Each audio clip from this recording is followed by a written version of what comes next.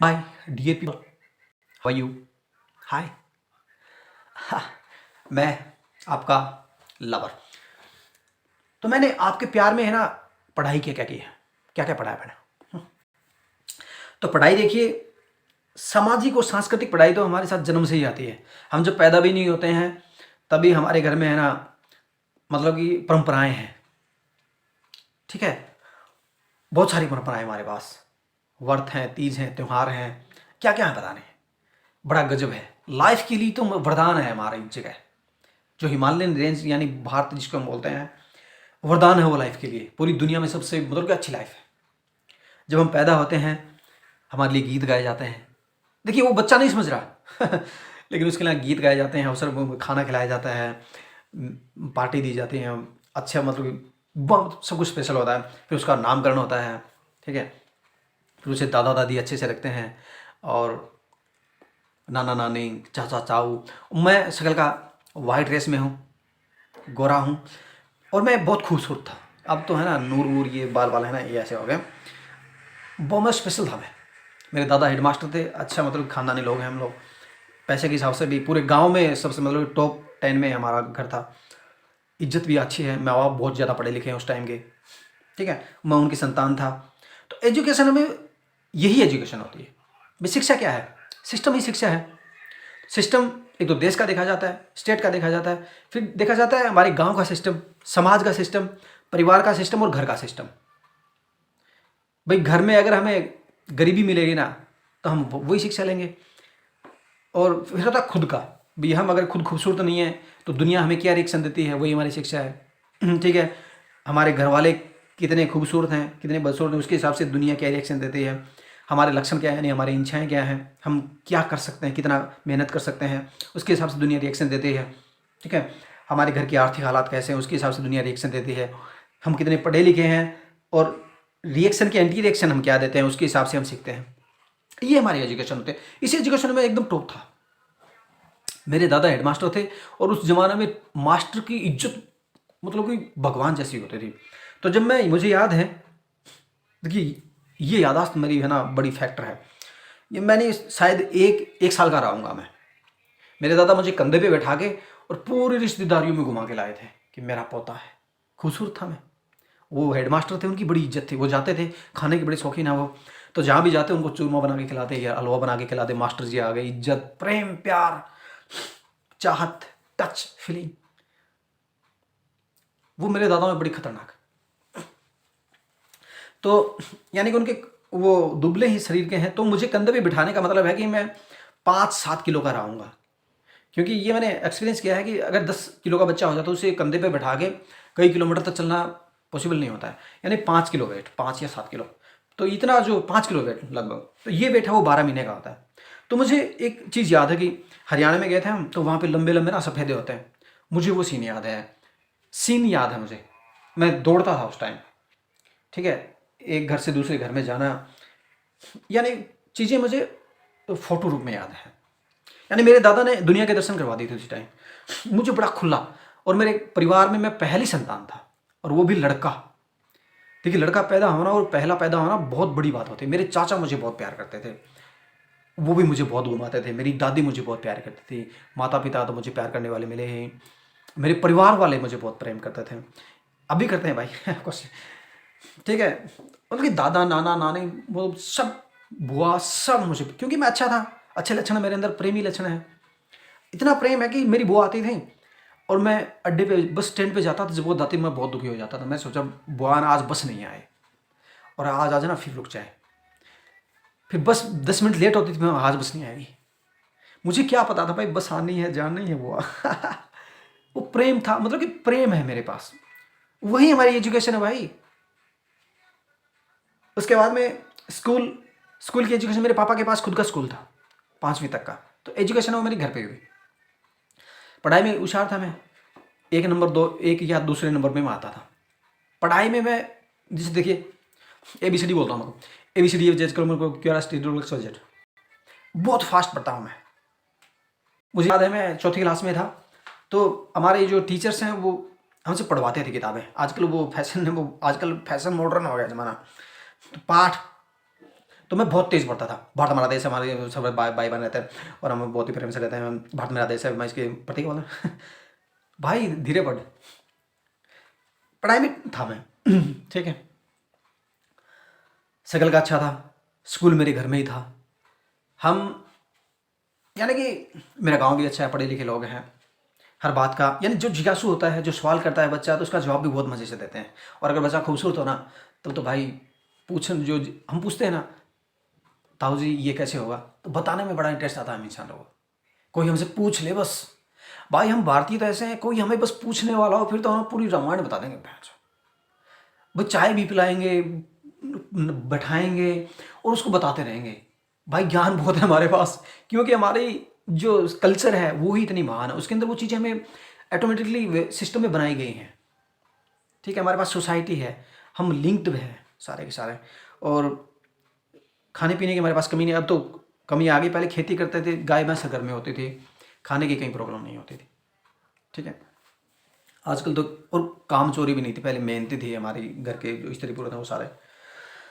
तो ये एजुकेशन थी, मतलब वेलफेयर एजुकेशन होगी मेरी। ठीक है, फिर मैं छठी क्लास में गवर्नमेंट स्कूल में गया। गवर्नमेंट स्कूल में तो भाई मजे हैं खूब बहन। अब मैं क्लास में होशियार था, 1 नंबर पे था मैं, तो टीचर में तो मेरी वैसी बनती थी, और बाकी सारे फैल बदमाशी बहन सारे दिन लठ गड़ागड़ भाई। भाई मतलब कि क्लास में ना मुट्ठी मारते थे लौंडे, मैं क्रांतिकारी था नहीं मारता था मतलब भाई कोई 1 साल का फैल, कोई 2 साल का फैल, बहन जो इसी ऐस हमारी बहन जो। 8वीं क्लास में मैंने टॉप किया, स्कूल टॉप कर दिया मैंने। ठीक है, हिंदी में मेरे ना 92% नंबर आए 100 में से ओके, 80% नंबर आए मेरे उस टाइम। वो टाइम था 2003-4 का। ठीक है, फिर मैं 9वीं क्लास में फेल ही हो गया, जो हाफ सेमेस्टर होता ना उसमें फेल हो गया। इतने मजे मारे हो भाई, कुर्सियां तोड़ना, मेज तोड़ना, भाई इतना कर रखा था, मतलब टीचर सामने बैठा है, पीछे जंगला था, वो जंगला तोड़ रखा था इतना बड़ा। टीचर बढ़ा रहा आगे, हम पीछे से जंगले से निकल जाते थे। ऐश थी बहन जो सरकारी स्कूल की, ऐसे ना भाई कमाल होते हैं। आहा, मतलब पूरी मौज मस्ती, पूरी खुली लाइफ मिली है। लेकिन एक कमी थी यार, लड़कों की क्लास अलग होती थी और लड़कियों की अलग होती थी, समझ सकते हैं ना यार फिर 10वीं क्लास में प्राइवेट स्कूल में चला गया, वहाँ पे मेरी सेकंड पोजीशन थी। और देखिए कॉम्बिनेशन देखिए, जो क्लास का सबसे टॉप लड़का था उसका नाम था अजीत, मेरा नाम था आनंद, तो परीक्षा में वो मेरे आगे बैठा था, तो 2-4% उसके कारण से आ गए, बाकी मेरे कारण से थे। 68% आ गए उस टाइम, उस इलाके में वो नंबर काफ़ी थे। ठीक है, काफ़ी इज्जत थी मेरी, चीज़ें मैं बहुत अच्छे समझता था। हिंदी मेरा सबसे अच्छा सब्जेक्ट, प्रेमचंद, कबीर, मैंने अपना नाम कबीर रख लिया था। कबीर मुझे मतलब आई लव दिस मैन, याद करने लग जाऊंगा ना बहुत बड़ा झमेला हो जाएगा भाई हिंदी भाई गजब, हिंदी साहित्य से मैंने एमए भी किया है। ठीक है, उसके बाद में शॉर्ट में बता रहा हूँ यार। हाँ, एक चीज़ और आई थी भाई, मेरे दादा ने मुझे गुरुकुल में भेज दिया था 12 साल, छठी क्लास में। तो वहाँ पे रट्टा फिक्शन होता था, संस्कृत के श्लोक रटो आप, रट्टा, रट्टे वाला सिस्टम मेरे से नहीं होता, मैं चीज़ें समझ के ही याद करता हूँ, बस रट नहीं सकता मैं। भाई वो शॉट मारते थे यहाँ से मेहंदी की, रात को ही भाग गया मैं वहाँ से नंगे पाँव, था 8-10 किलोमीटर पैदल चला, झज्जर पहुँचा, झज्जर से बस में बैठा, 7 रुपये थे किराए के दे दिए मैंने। फिर मैं रेवाड़ी आया, रेलवे फाटक पे उतर गया, दिमाग लगाया मैंने, क्योंकि बस स्टैंड बहुत दूर है रेवाड़ी का, वहाँ से हम घूम जाऊँगा मैं। मुझे ये याद था कि भाई ट्रेन तो पटरी पटरी आती है और रेलवे स्टेशन भी पटरियों पे होता है, तो मैं पटरियों पे उतर गया, पैदल चल के ट्रेन में आ गया, और ट्रेन में बिना टिकट में अपने सिटी में आ गया, मेरा शहर है राजगढ़, वहाँ से मैं घर में आ गया। घर वाले देखे आ गया, तो उस दिन समझ गए थे वो, ये साला नहीं टिकेगा कहीं डर नहीं लगता मुझे।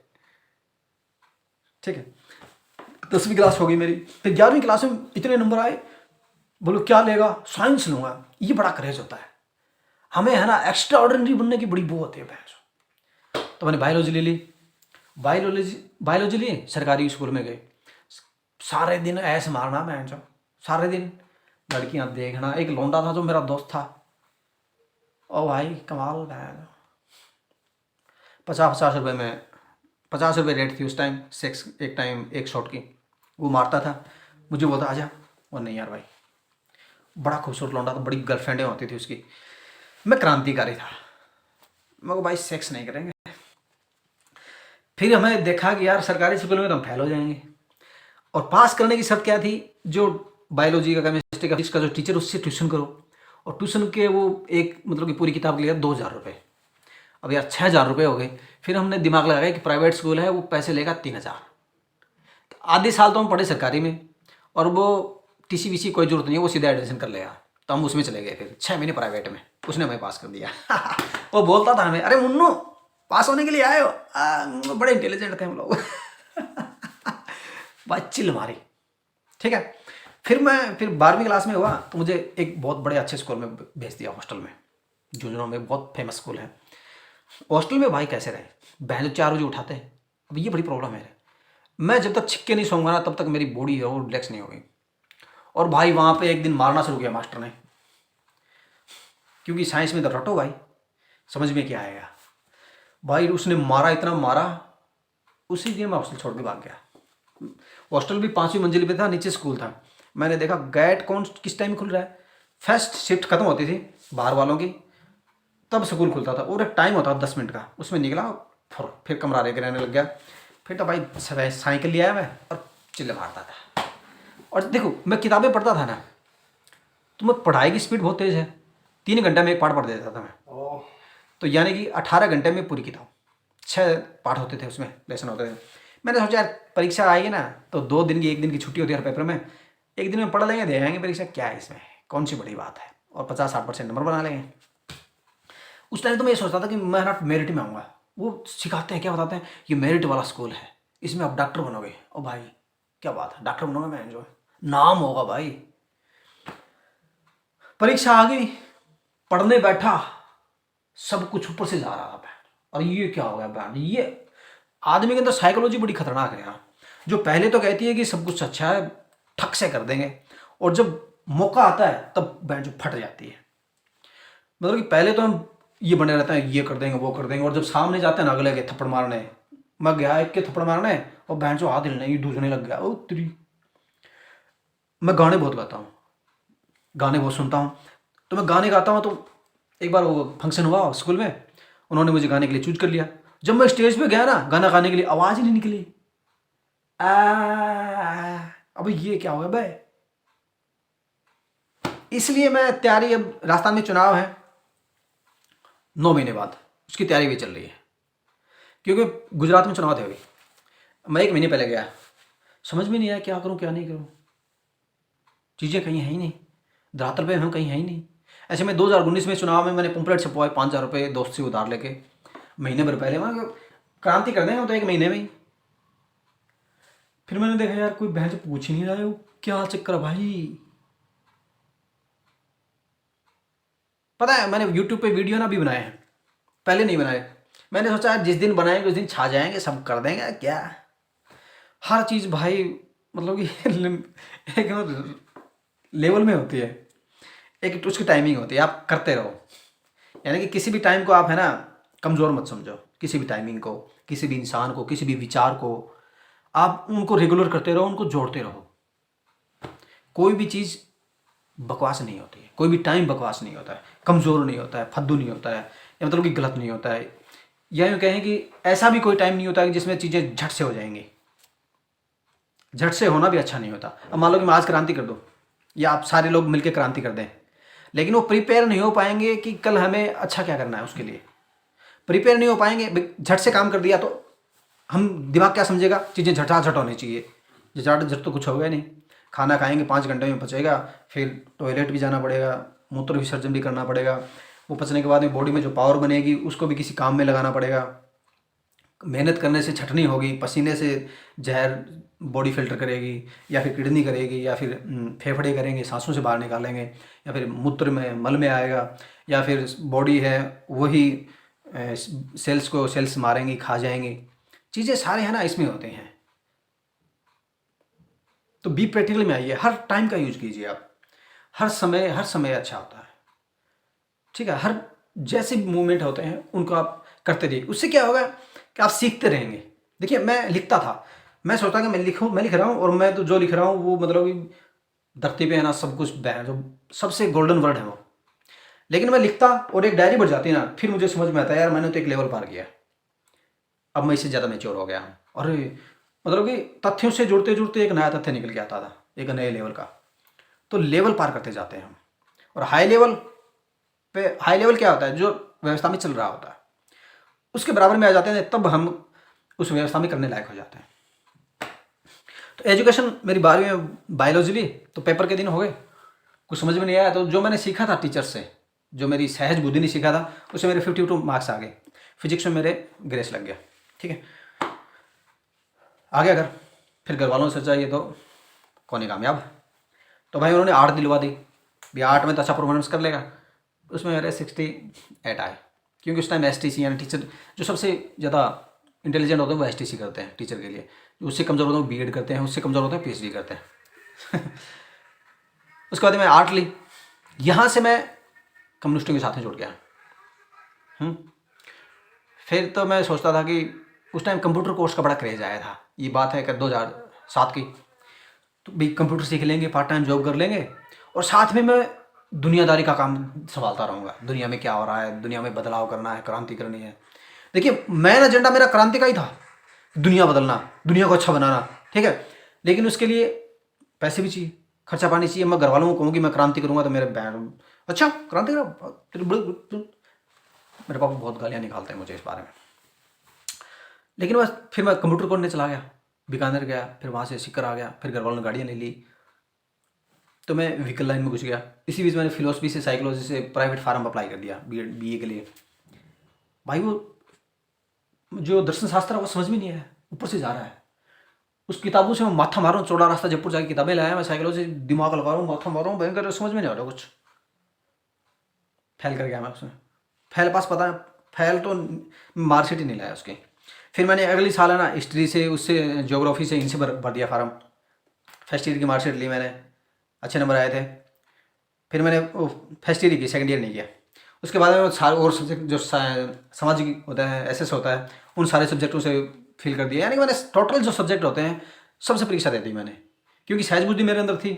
और इन सब्जेक्टों में सारा यही होता है, आप कॉपी भर दो आपके नंबर आ जाएंगे, बस XYZ यही होता है। मतलब बी है ना, मैंने सारे सब्जेक्ट कर लिए। उसके बाद में चलता रहा ऐसे। फिर घर वालों ने कहा भाई बीए तो कर ले। फिर मैंने कॉलेज में एडमिशन लिया, मेरे सुनहरे दिन थे। कॉलेज में जाता मैं बॉस बन के, क्या बन के जाता था, बॉस। और इसी बीच में मेरे भाई भी बॉस बन गए थे, बदमाश थे वो, हमारी खूब चलती थी, ये वो करना, स्टाइल मारना, मतलब जी में आए वो करना। भाई हेडफोन लगा के रहता था मैं, नहीं तो पता है जो लड़के स्टाइल मारते हैं ना उनको पीट देते हैं। हर इलाके में अलग अलग गैंग होती है, मतलब कि कुंठित भी मान लो, चाहे उनको बदमाशी का मतलब कि DNA होता है, तो उनको कोई स्पेशल दिखता है ना, अच्छा दादा बन रहा है, या तो वो उनको सलाम दुआ करो, राम राम करो, उनकी ताली बजाओ, हाँ भाई साहब नमस्ते, तब हेडफोन आप उतारो, इज्जत से उनके साथ पेश आओ, नहीं तो फिर वो दे दो। ये चीज़ भी मुझे साथ मिले।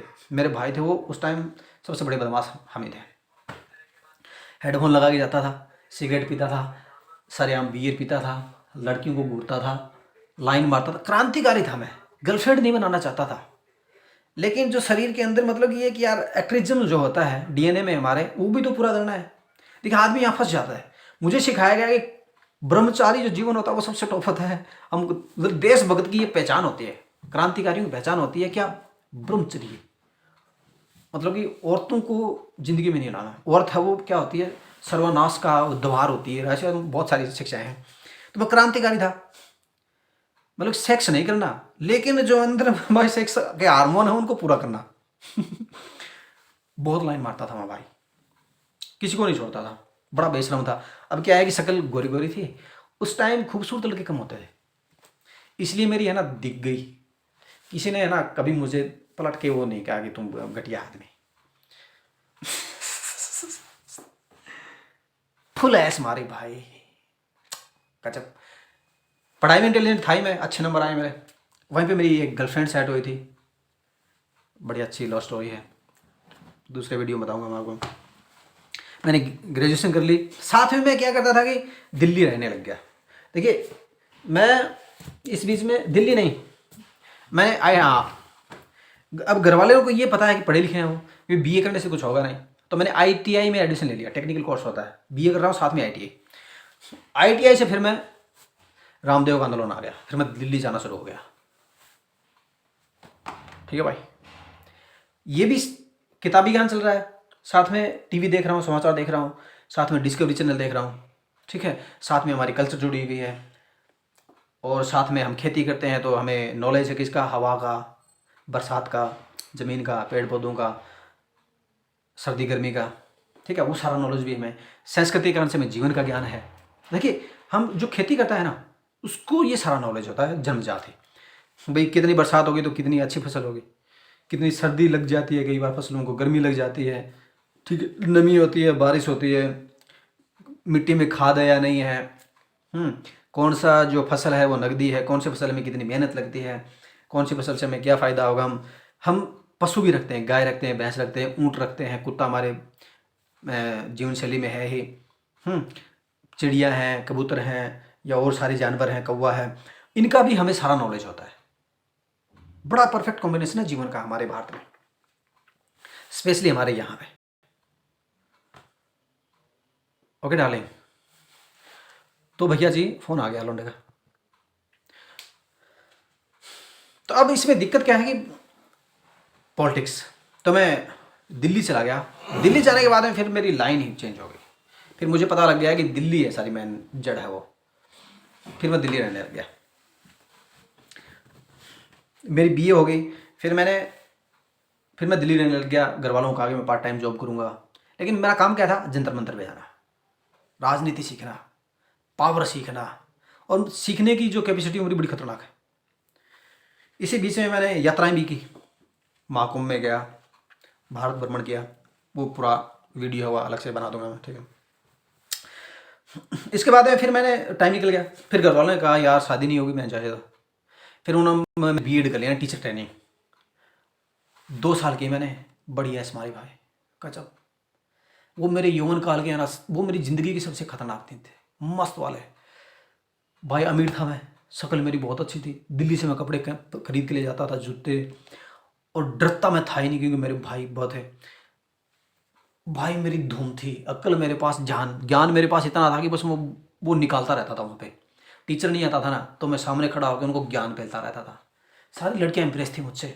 मेरे क्लास की जो टॉप इंटेलिजेंट और खूबसूरत लौंडी थी वो मुझसे मरती थी। आय हाय, एक लौंडी ने तो कहा भाई आप मुझे बहुत अच्छा लगते हो, 20 दिन बाद में छोड़ के चले गई। वहाँ पे भी एक लव स्टोरी है। वो मेरी जवानी के धकाधक दिन थे। आय, 2 साल मैंने वो पढ़ाई की। साथ ही मैं एमए के भी प्राइवेट फार्म भरता रहा। एमए भी मैं कई सब्जेक्टों से की, हिंदी से की मैंने, दूसरी साल की तो मार्कशीट नहीं लाया। साथ में एक्स्ट्रा किया कि मैंने बहुत सारी किताबें पढ़ी हैं, मार्क्स की हैं, भगत सिंह की हैं, रामायण हम सुनते रहते हैं, कुरान भी हम सुनते रहते हैं। ठीक है, बाइबल भी हमारे टीवी पे आती है।